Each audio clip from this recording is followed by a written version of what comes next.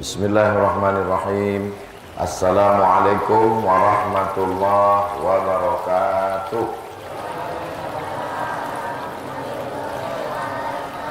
Alhamdulillah.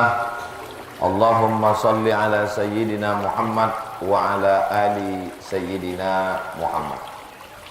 Ada orang yang menabung, dapat panen sawit ditabung, dapat panen karet ditabung, dapat usaha menangkap ikan ditabung. Terkumpullah tabungannya dalam setahun lebih kurang 100 juta. Mudah-mudahan Bapak Ibu semua dapat tabungan 100 juta. Amin. Dari bunyi aminnya macam tak yakin. Amin. Lalu kemudian ketika tabungan tadi dicek, diperiksa, tiba-tiba kata orang bank, duitnya habis semua, bocor. Kemana pergi tabungan saya ini, Bapak petugas bank? Kata orang bank, tabungan Bapak, tabungan Ibu kena jebol sama hacker di internet. Dijebolnya tabungan itu melalui nomor-nomor, akhirnya tabungan itu hilang sama sekali. Kira-kira kecewa atau tak kecewa? Begitulah amal kita sekarang. Amal sholat, amal puasa, amal zikir, amal sedekah, amal baca Quran, amal silaturahim. Sekarang ini kita sedang menabung amal. Lalu amal ini hilang disebabkan oleh 3 perbuatan.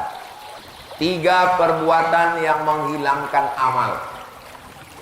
Perbuatan yang pertama yang menghilangkan amal adalah iyyakum wal hasada. Hati-hatilah kamu penyakit hasad. Fa innal hasada, karena hasad itu yakulul hasanat, menghilangkan semua amal, kama takulun narul hatab, sebagaimana api memakan kayu bakar. Ada orang zaman dulu mau menikahkan anak, diambillah kayu rambung karet, disusun tinggi menjulang, tiba-tiba datang api menyulut, sekali bakar padam. Kayu berubah menjadi arang, arang dihembus angin berubah menjadi debu, debu berterbangan hilang. Begitulah amal kita hilang kalau kita hasad, dengki, busuk hati. Makanya dalam Quran diajarkan kita doa, wa min syarri hasidin. Doakan supaya Ustadz yang ceramah ini selamat dari penyakit hasad. Jangan sampai judul pengajian hasad, rupanya yang ceramah pun hatinya hasad juga. Dan jamaah yang mendengarkan ini semuanya juga selamat dari penyakit hasad, insya Allah. Amin. Orang penyakit hasad ini hatinya susah, pikirannya susah. Kalau sudah pikiran susah, darah tinggi naik, kolesterol naik, asam urat naik, asam lambung naik, semuanya sakit gara-gara penyakit hasad. Tetangga renovasi rumah naik darah tinggi. Tetangga beli sepeda motor baru masuk ICU. Tetangga pergi berangkat haji koma, untung tak titik meninggal. Maka bagaimana cara mengobati penyakit hasad ini? Ikut senang melihat kesenangan orang lain. Waktu berdoa di waktu malam, doakan orang yang dapat nikmat itu. Ya Allah, ini kawanku, tetanggaku dapat nikmat, jadikan rumahnya itu sebagai rumah yang didatangi tamu, sehingga menyambut tamu bertambah amalnya. Dia baru dapat motor baru, jadikan motornya itu sebagai alat transportasinya ikut pengajian. Dia dapat kebun sawit, jadikan kebunnya berkah, anaknya bisa sekolah. Maka saat kita mendoakan orang lain, hati kita menjadi baik, karena dikirimkan Allah malaikat, amin, kabulkan doa orang ini, walaka misluh, kau dapat yang sama macam yang engkau doakan. Kira-kira ibu bapak siap mendoakan kawan tetangga yang dapat nikmat? Insya Allah. Ini salah satu cara mengobati hati yang terkena penyakit hasad. Banyak orang kalau hasad, dia mendoakan orang tak baik. Ya Allah, ini tetanggaku dapat nikmat, kalau bisa stroke lah dia 6 bulan. Kalau bisa cepatlah dia mati. Tak boleh mendoakan orang yang tak baik, karena yang tidak baik itu akan kembali ke kita sendiri. Wahai Abdul Somad, kalau kau hasad, pahala ceramah kau hilang, pahala puasa kau hilang, pahala sedekah kau hilang, semuanya melayang, tak ada sama sekali. Itulah mengapa saya sampaikan hari ini tentang hasad, supaya saya menceramahi diri saya sendiri. Kalau tangan saya menunjuk kepada jamaah, hati-hati hasad. Satu yang ke jamaah, yang 4 ini ke diri saya sendiri. Hati-hati kau Abdul Somad, pahala ceramah kau hilang, pahala baca Quran kau melayang, pahala sedekah kau terbang karena penyakit hasad. Makanya selesai berwudu, kita minta bersihkan hati. Allahumma ja'alni minat tawwabin waj'alni minal mutatahhirin waj'alni min ibadikas. Allahumma ja'alni minat tawwabin, jadikan aku orang yang bertaubat. Waj'alni minal mutatahhirin, jadikan aku orang yang mensucikan hati.